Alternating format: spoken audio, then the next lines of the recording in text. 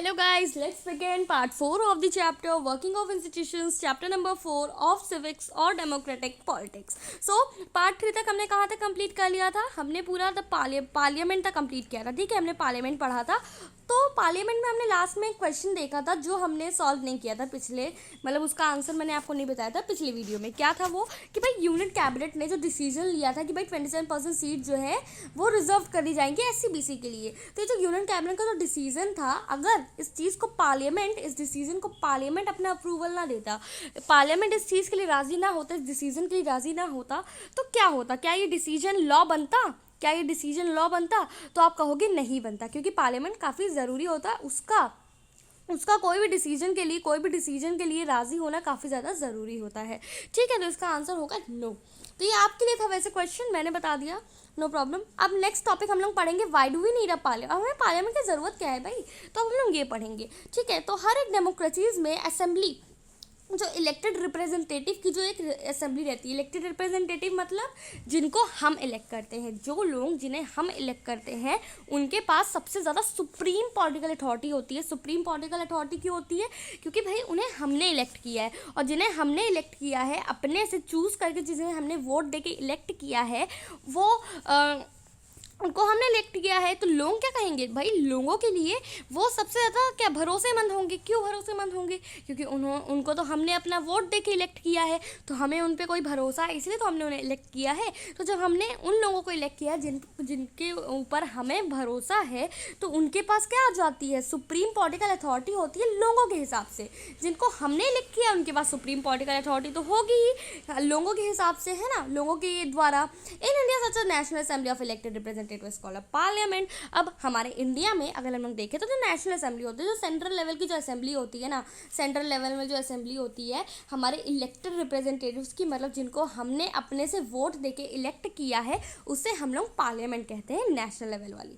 ठीक है, तो at the state level this is called legislature और लेजिस्लेटिव असेंबली. अब पूरे नेशनल असेंबली देखें, मतलब पूरे सेंट्रल लेवल पे देखें हमारे इंडिया में, तो उसे हम लोग क्या कहते हैं? पार्लियामेंट कहते हैं. और वहीं अगर हम लोग देखें, वही अगर हम लोग एक स्टेट वाइज देखें हमारे इंडिया में, तो उसे क्या कहते हैं? लेजिस्लेचर कहते हैं या फिर लेजिस्लेटिव असेंबली कहते हैं. ठीक है, तो ना name very in different countries but such an assembly exist in every democracy.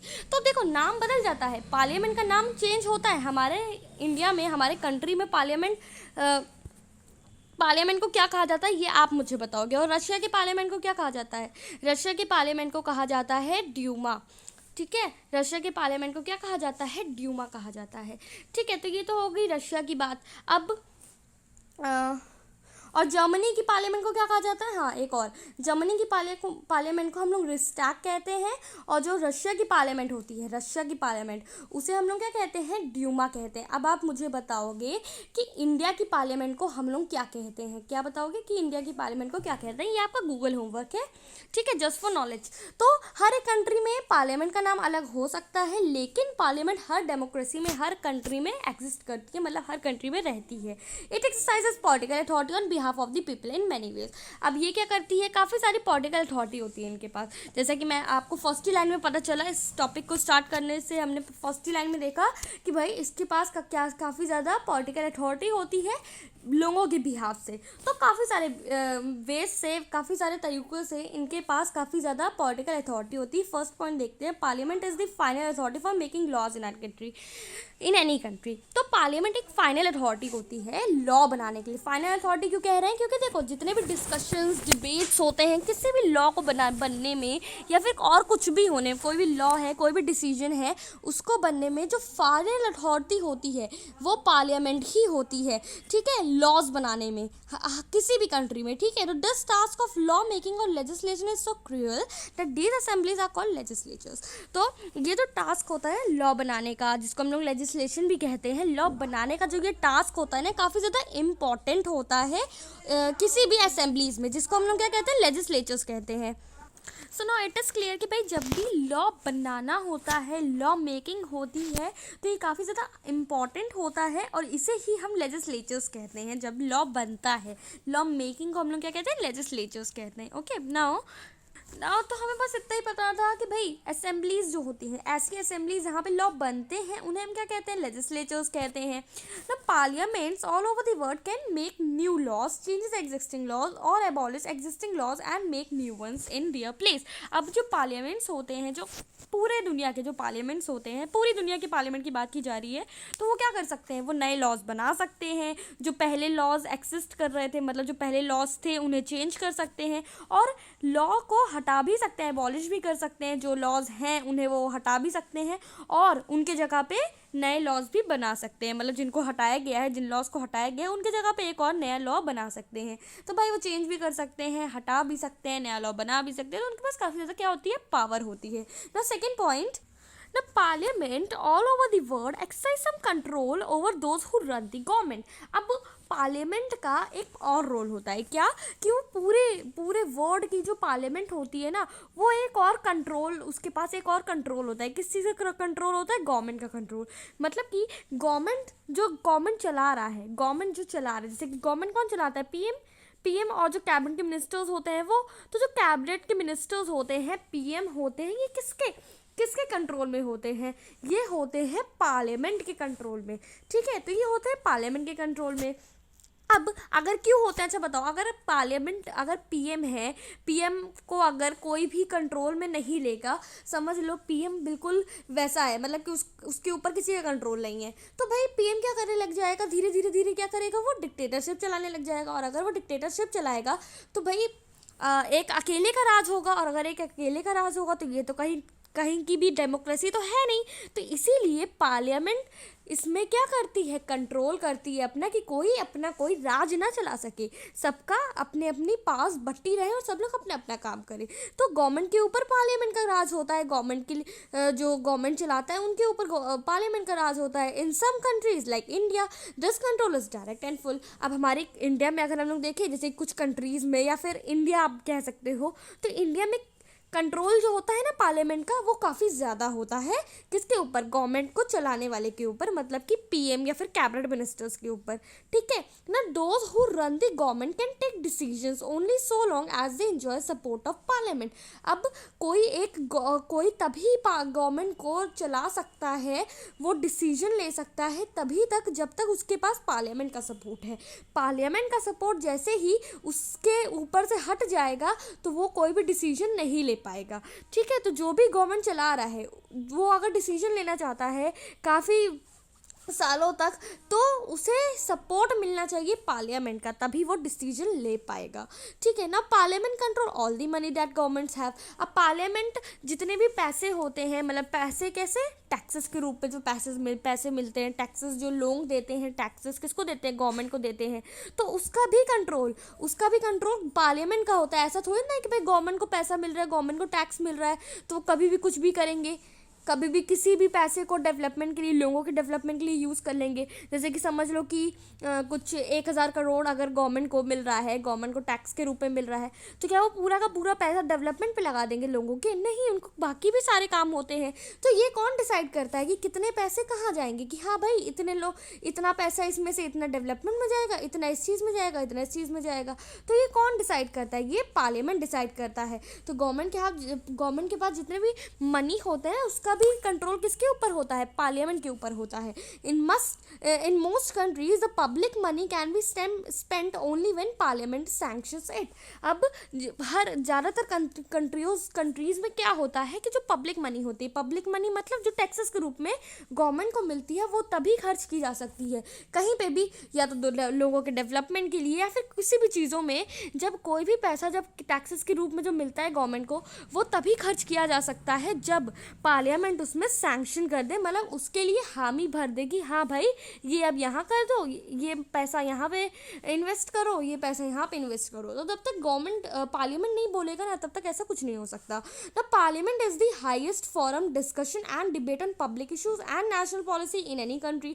Parliament can seek information about any matter. अब जो पार्लियामेंट होता है सबसे हाईएस्ट फॉरम होता है किस चीज़ के लिए? डिस्कशन और डिबेट के लिए। मतलब कि अगर वहाँ पे सबसे ज़्यादा डिस्कशंस होते हैं, वहाँ पे सबसे सबसे ज़्यादा डिबेट्स होती हैं पब्लिक इश्यूज़ के ऊपर, जो भी इश्यूज़ हो जाते हैं उसके ऊपर, और जो नेशनल पॉलिसी होती है उसके लिए कोई भी इशू आ गया तो उसके ऊपर भी सबसे ज़्यादा डिबेट कहाँ होती है, पार्लियामेंट में होती है किसी भी कंट्री में। तो और क्या होता है कि पार्लियामेंट जो होती है ना, किसी भी इंफॉर्मेशन, कोई भी इंफॉर्मेशन है तो उसके बारे में कभी भी जान सकती है, किसी कभी भी कोई भी मैटर है, कोई भी बात है तो उसके बारे में पार्लियामेंट कभी भी किसी से भी जान सकती है।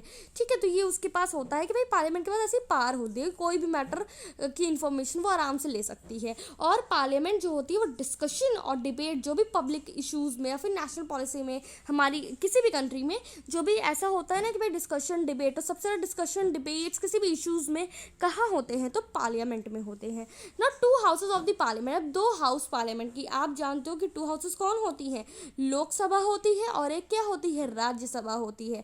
तो इसके बारे में हम लोग इस टॉपिक में ब्रीफ में पढ़ेंगे। ठीक है ना। Since parliament plays a central role in modern democracies, तो पार्लियामेंट काफ़ी ज़्यादा मुख्य रोल होता है हर एक डेमोक्रेसीज में, मतलब हर एक कंट्री में काफ़ी ज़्यादा इंपॉर्टेंट होता है पार्लियामेंट, मेजर रोल प्ले करता है। Most large countries divide the role and parts of parliament in two parts, काफ़ी सारी कंट्रीज़ में, काफ़ी सारी बड़ी कंट्रीज़ में क्या होता है, पार्लियामेंट को टू पार्ट्स में डिवाइड कर दिया जाता है। ठीक है, और दोनों पार्ट्स में से किसी एक को चैम्बर कह सकते हैं या फिर हाउसेस कह सकते हैं, मतलब कि पार्लियामेंट को टू हाउसेस में डिवाइड किया गया, या तो आप इसको टू हाउसेस कहोगे पार्लियामेंट की, या फिर आप टू चैम्बर्स कहोगे पार्लियामेंट्स की ना। One house is usually directly elected by the people and exercises the real power on behalf of the people. अब एक हाउस उनमें से क्या होती है, एक हाउस में बता देती हूँ कौन सी है, एक हाउस होती है लोकसभा, और लोकसभा एक ऐसी हाउस होती है जहाँ पे लोग डायरेक्टली इलेक्ट करते हैं, मतलब अपने रिप्रेजेंटेटिव को लोग डायरेक्टली इलेक्ट करते हैं। जैसा कि आपने पहले पढ़ा था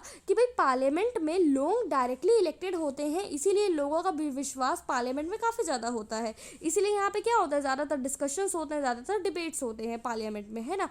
तो लोगों का यहाँ पे विश्वास ज़्यादा होता है, लेकिन कहाँ होता है, तो ये पार्लियामेंट टू पार्ट्स में डिवाइडेड है, तो वो लोकसभा में होता है। लोकसभा में क्या होता है कि भाई वहाँ पे डायरेक्टली इलेक्टेड होते हैं, मतलब पीपल्स जो होते हैं ना, लोग जो होते हैं वो डायरेक्टली इलेक्ट करते हैं अपने रिप्रेजेंटेटिव्स को। ठीक है, और रियल पावर एक्सरसाइज करते हैं, मतलब जो लोकसभा के मेंबर्स होते हैं वो रियल पावर मेंबर्स कौन होते हैं, एमपीज़ जो होते हैं ना वो लोकसभा के मेंबर्स होते हैं। तो जो एमपीज़ होते हैं वो रियल पावर क्या करते हैं, एक्सरसाइज करते हैं लोगों के बिहाफ में। ठीक है, किसके बिहाफ में, लोगों के बिहाफ में, क्योंकि पीपल ने उन्हें इलेक्ट किया है। तो सही सीधी बात है कि उनके ऊपर ज़्यादा, मतलब कि उनको क्या होगा, सुप्रीम अथॉरिटी होगी उनके पास, है ना। तो second house is usually elected indirectly and perform some special function. अब जो सेकंड हाउस होता है, सेकंड हाउस मतलब पहले तो हमने लोकसभा की बात की कि भाई ये काफ़ी ज़्यादा ही क्या होता है, यहाँ पे लोग डायरेक्टली इलेक्ट करते हैं, तो ये काफ़ी ज़्यादा रियल पावर एक्सरसाइज करता है ना। अब नेक्स्ट जो सेकेंड पावर होती है वो मतलब जो सेकेंड हाउस होती है वो क्या होती है, राज्यसभा।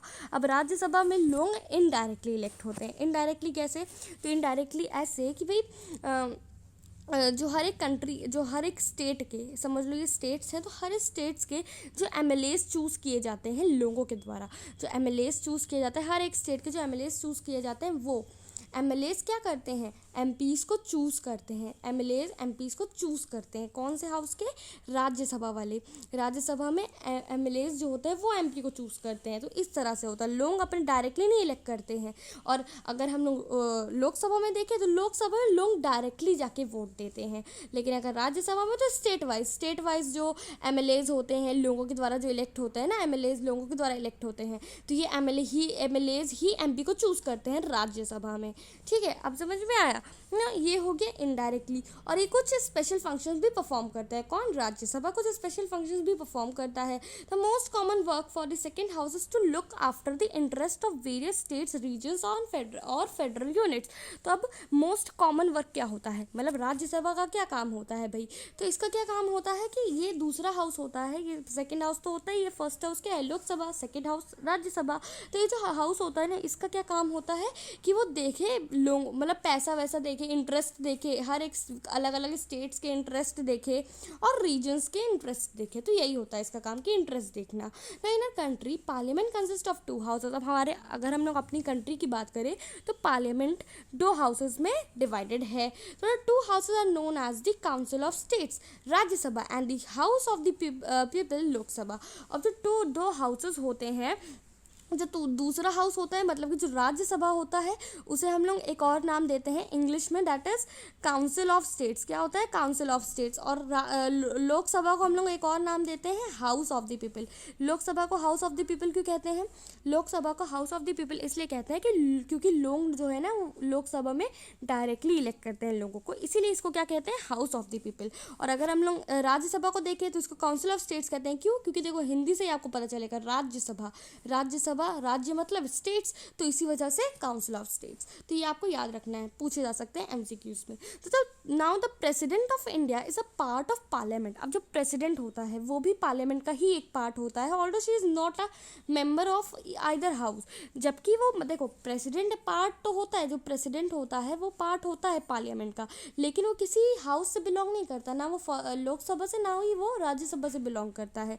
पर पार्लियामेंट, ओवरऑल पार्लियामेंट का जो होता है ना, वो पार्ट होता है, मतलब प्रेसिडेंट पूरे पार्लियामेंट का पार्ट होता है, लेकिन किसी भी हाउस का पार्ट नहीं होता है। That is why all laws made in the houses come into force only after they receive the assent of the president। अब देखो कोई लॉ बनाना है, कोई डिसीजन लेना है, तो किससे किससे कंसल्ट किया जाएगा? लोकसभा से। लोकसभा के मेंबर्स उसके लिए हाँ कहेंगे कि हाँ भाई ये लॉ बना दो, राज्यसभा के मेंबर्स कहेंगे कि हाँ भाई ये बना दो। अब तीसरा क्या होगा? प्रेसिडेंट की भी हमें मंजूरी चाहिए होती है कि हाँ प्रेसिडेंट भी उस चीज़ के लिए हाँ कर दे, तब वो एक लॉ बनता है। तो ये होता है कि जो अगर भी कोई भी लॉ बनना है तो दोनों हाउसेस से तो पूछा ही जाता है, ऊपर से प्रेसिडेंट से भी पूछा जाता है ना। You have read parliament in earlier classes. तो आपने पहले ही क्लासेस में पार्लियामेंट के बारे में तो पढ़ा ही होगा, इंडियन पार्लियामेंट के बारे में, है ना। तो ना from the chapter 3 you know how Lok Sabha elections take place. तो आपने चैप्टर 3 आप मेरी वीडियो में जाके देख सकते हो, मैंने प्लेलिस्ट प्रोवाइड की है चैप्टर 3 की, डेट इज इलेक्टोरल पॉलिटिक्स। तो आप उसमें जाके देख सकते हो कि क्या कि लोकसभा इलेक्शंस कैसे होते हैं, ये हमने चैप्टर 3 में देखा ही है। लेट अस रिकॉल सम की differences between the composition of these two houses of parliament. Answer the following for the Lok Sabha and the Rajya Sabha. अब आपको क्या करना पड़ेगा, यहाँ पे आपको कुछ क्वेश्चंस दिए जाएंगे जिससे हमें क्या पता चलेगा, डिफरेंस पता चलेगा किनके बीच, लोकसभा और राज्यसभा के बीच, ठीक है। तो what is the total number of members? अब दोनों की बात की जा रही है, लोकसभा और राज्यसभा। तो लोकसभा में कितने मेंबर्स होते हैं? लोकसभा में 545 मेंबर्स होते हैं। कितने? 545 मेंबर्स होते हैं। और उसी जगह पे अगर हम लोग राज्यसभा की बात करें तो राज्यसभा में कुछ 245 होते हैं। हाँ 245 होते हैं। तो देखो यहाँ पे लोकसभा के मेंबर्स ज़्यादा होते हैं, जबकि लोकसभा आप कहोगे कि भाई ये लोअर हाउस है, इसमें कम होने चाहिए, लेकिन नहीं, लोकसभा के मेंबर्स ज़्यादा होते हैं as compare to Rajya Sabha. Rajya Sabha में 245 होते हैं तो लोकसभा में 545 होते हैं ना। Who elects the members? अब मेंबर्स को कौन इलेक्ट करता है? तो देखो लोकसभा में लोग डायरेक्टली इलेक्ट करते हैं, डायरेक्टली पीपल्स इलेक्ट करते हैं, लेकिन अगर हम लोग राज्यसभा में देखें तो वो इनडायरेक्टली इलेक्ट करते हैं। तो यही चीज़ क्वेश्चन पूछा है ना, what is the length of the term in years? अब कितने सालों में मतलब कि चेंज होता है, मतलब कि देखो 5 सालों में, लोकसभा में तो क्या होता है 5 सालों में चेंजेस होते हैं, लोगों की सीट बदलती है, लेकिन राज्यसभा में देखें तो 6 सालों में होता है। ये कितने सालों में? 6 सालों में ना। Can the house B dissolve और इट्स परमानेंट? क्या अब हाउस, दोनों हाउसेस क्या हटते हैं या हमेशा परमानेंट होते हैं? तो देखो जो लोकसभा होता है ना वो डिसॉल्व हो सकता है, मतलब हट सकता है, लेकिन जो राज्यसभा होता है वो डिसॉल्व नहीं होता है, वो हमेशा हमेशा परमानेंट ही होता है। राज्यसभा क्या होता है? हमेशा का हमेशा परमानेंट होता है। तो ये तो हमने क्वेश्चंस देख लिए। अब हम लोग देखो यहाँ से समझ लो आपका टॉपिक है लोकसभा वर्सेस राज्यसभा, यही टॉपिक यहाँ से स्टार्ट होगा, ठीक है। तो अब देखते हैं, टॉपिक को स्टार्ट करते हैं। Which of the two houses is more powerful? दोनों हाउसेज में से कौन सी ज़्यादा पावरफुल है? तो आप क्या कहोगे, कौन सी ज़्यादा पावरफुल है? लोकसभा ज़्यादा पावरफुल है। क्यों? क्योंकि लोकसभा में लोग डायरेक्ट पीपल्स जो होते हैं वो लोकसभा में इलेक्ट करते हैं अपने रिप्रेजेंटेटिव को, और it might appear that the Rajya Sabha is more powerful. आपको लग सकता है एक बार कि भाई राज्यसभा ज़्यादा पावरफुल है। क्यों लगेगा? क्योंकि कभी कभी क्या होता है अपर चैम्बर, हम लोग राज्यसभा को अपर चैम्बर कहते हैं और लोकसभा को क्या कहते हैं? Lower chamber. तो आप अपर से लोअर से सोचोगे कि भाई जो अपर है वो सबसे सही है, वो ज़्यादा पावरफुल होगा तो नहीं, ये केवल एक फॉर्मल लैंग्वेज होती है कि भाई जो अपर है वो ज़्यादा पावरफुल होगा, समझे। तो देखो ये ज़्यादा लोअर चैम्बर लोकसभा होती है, अपर चैम्बर राज्यसभा होती है, तो इससे कोई फ़र्क नहीं पड़ता कि अपर चैम्बर राज्यसभा है तो यही ज़्यादा पावरफुल है, ऐसा कुछ नहीं होता है, ठीक है। तो but is not mean that Rajya Sabha is more powerful then Lok Sabha. तो ये इसका मतलब नहीं है कि भाई जो अपर चैम्बर है वो जीत गया, मतलब वही पावरफुल है। तो इसका मतलब ये तो है नहीं कि भाई राज्यसभा ज़्यादा पावरफुल है। This is just an old style of speaking and not the language use in any constitution. अब ये केवल एक ओल्ड स्टाइल है बोलने का, मतलब हम पुराना तरीका यूज़ करते हैं कि भाई अपर है तो ये सही है, सबसे ज़्यादा पावरफुल है, लोअर है तो भाई इसके पास कोई पावर नहीं होगी। तो ये केवल एक वो है, एक ओल्ड स्टाइल ऑफ स्पीकिंग है। कॉन्स्टिट्यूशन के हिसाब से ये लैंग्वेज हम लोग यूज़ नहीं करते हैं। कैसे, जो हमारा जो कॉन्स्टिट्यूशन है उसने राज्यसभा को कुछ स्पेशल पास दी हैं over the states, but on most matters लोक सभा exercises supreme power. Let us see how. अब हम लोग देखेंगे, देखो कॉन्स्टिट्यूशन, हमारा जो कॉन्स्टिट्यूशन है ना उसने राज्यसभा को कुछ स्पेशल पास दी हैं स्टेट्स वाइज, लेकिन ज़्यादातर मैटर्स में लोकसभा सबसे ज़्यादा सुप्रीम पावर को एक्सरसाइज करता है। राज्यसभा है भाई उसके पास स्पेशल पास है, लेकिन लोकसभा के पास सबसे ज़्यादा सुप्रीम पावर है।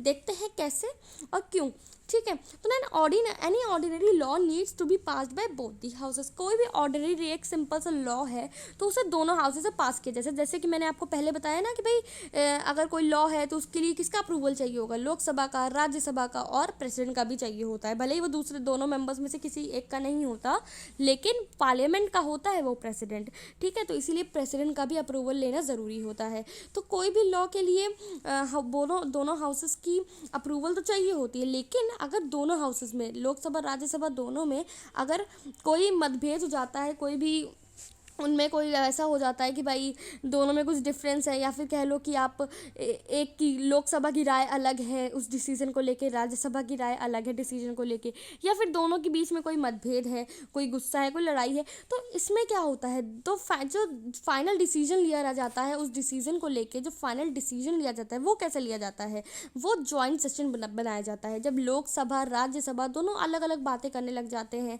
कि इसकी कोई दूसरी राय है, इसकी कोई दूसरी राय है, तो इसीलिए क्या किया जाता है, जॉइंट सेशन किया जाता है। जॉइंट सेशन में क्या होता है, लोकसभा और राज्यसभा दोनों की बात सुनी जाती है, दोनों लोग एक साथ आ जाते हैं, दोनों के मेंबर्स एक साथ हो जाते हैं और दोनों हाउसेस के साथ में बैठते हैं, दोनों हाउसेस के मेंबर्स साथ में बैठते हैं। Because of the larger number of members the view of the Lok Sabha is likely to prevail in such a meeting. अब क्योंकि देखो ज़्यादा नंबर्स, आपको पहले मैंने बताया कि 545 मेंबर्स होते हैं लोकसभा के, और राज्यसभा के कितने होते हैं, 245 होते हैं। तो भाई अब लोकसभा के ज़्यादा मेंबर्स हैं, तो क्या किया जाता है कि भाई दोनों जॉइंट सेशन हुआ। अब जॉइंट सेशन में जिसमें ज़्यादा मेजॉरिटी होगी, जिस चीज़ के लिए लेके ज़्यादा मेजॉरिटी होगी वही चीज़ जीतेगी। अब कुछ लोग ऐसे हैं जो डिसीजन को लेके सहमत नहीं है, कुछ लोग ऐसे हैं जो डिसीजन को हामी दे रहे हैं। तो अब ज़्यादा लोग वही होंगे जिनके पास मेजॉरिटी होगी, और मेजॉरिटी तो किसके पास होगी, लोकसभा के पास। क्यों, क्योंकि लोकसभा के मेंबर्स तो ज़्यादा है ना, तो इसी वजह से देखो, because of the larger number of members, ज़्यादा मेंबर्स है किसमें, लोकसभा में, the view of the Lok Sabha is likely to prevail in such a meeting. तो किसी भी मीटिंग में क्या हो जाता है, लोकसभा की मेंबर्स ज़्यादा होने से जॉइंट सेशन में हमेशा लोकसभा जीत जाती है। नाउ तो अब आपने देखा कि भाई लोकसभा कैसे ज़्यादा होती है, मतलब लोकसभा की पार कैसे ज़्यादा होती है एज़ कम्पेयर टू राज्यसभा। ये तो हमारा हो गया भाई फर्स्ट पॉइंट। अब सेकंड पॉइंट देखते हैं, Lok Sabha exercises more pass in money matters. अब मनी के मैटर्स में, मतलब पैसे वाले मैटर्स में लोकसभा के पास ज़्यादा पास होती हैं। कैसे,